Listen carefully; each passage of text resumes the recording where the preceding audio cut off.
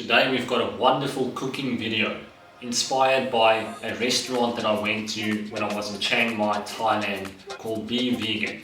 And you know what? That restaurant doesn't exist anymore. But that doesn't mean that the wonderful flavors of that restaurant don't have to exist anymore. So I was inspired by that restaurant and I wanted to replicate the flavors of that succulent, delicious meal. And today I'm going to show you one of my favorite recipes that I used to eat there every single time. It's a Thai noodle soup, and I'm going to show you the ingredients now. Pauline is going to take over. The main ingredient is rice noodles, 400 grams for 2 people, and you need to use 1.5 liter of water and some vegetable stock cube, no carcass cube. How many stock cubes? Two. Two of them for 2 people. And then some lemongrass. It's really tasty, you need it. And you find it in Asian shops. So 2 sticks of lemongrass like that, huh? Yes, about this size. Okay. And then some chili. And you were dying yesterday when we had just 2 chilies. Yeah, I rode 1 hour to get them yesterday, and then 1 hour back. So 2 chilies for 2 people, but if you're sensitive, 1 for 2 people is going to be enough.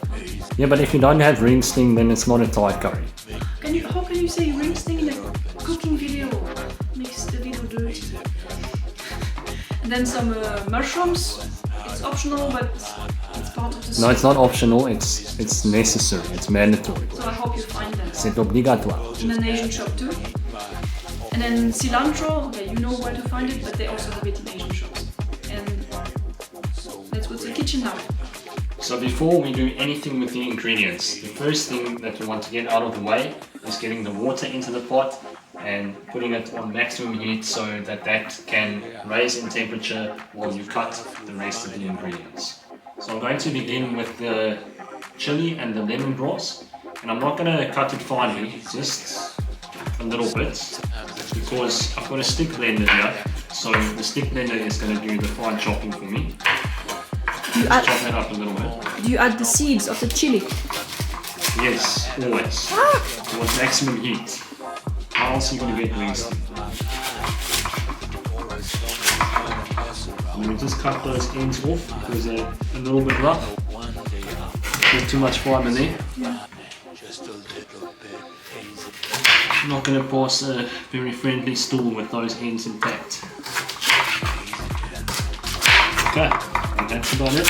And now we chuck these into the pot with the 2 stock cubes and we blend. Blend that only and not this.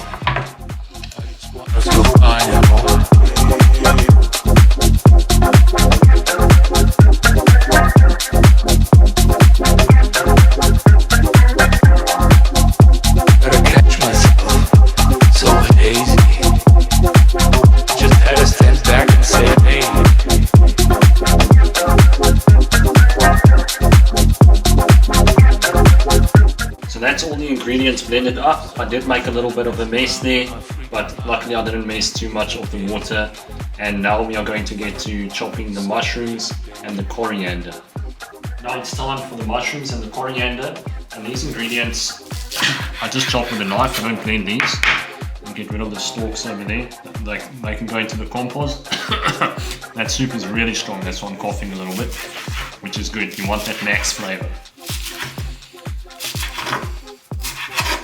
I'm not really good at chopping stuff, but I'll try.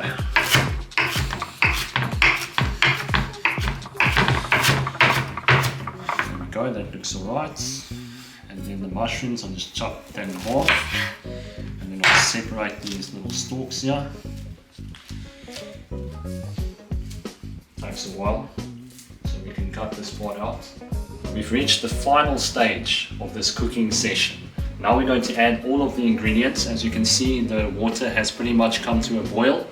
And what I wanted to add is this type of mushroom. It's called an enoki mushroom. As you can see, they're really skinny mushrooms. And I hope that your mushroom doesn't have the same length to girth ratio as these wonderful mushrooms do.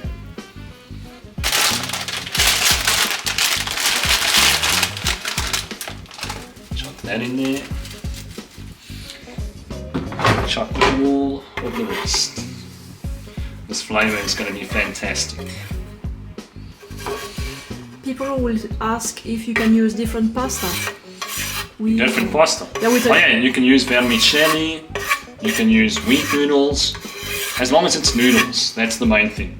Glass noodles, this is really strong, and that's what makes it such a wonderful dish, poignant flavor.